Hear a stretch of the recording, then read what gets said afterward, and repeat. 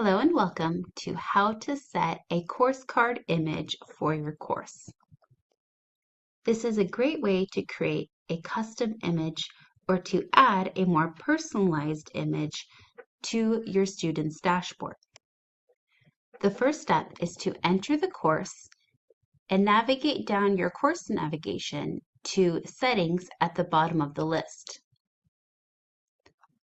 From here, you'll see your course details and the option to choose an image.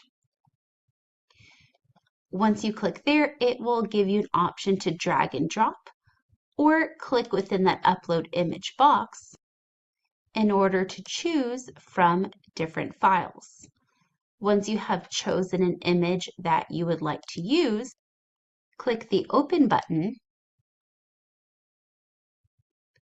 and you will set your course card here and will also show as the course card image for that course on the Canvas dashboard. Thank you for watching.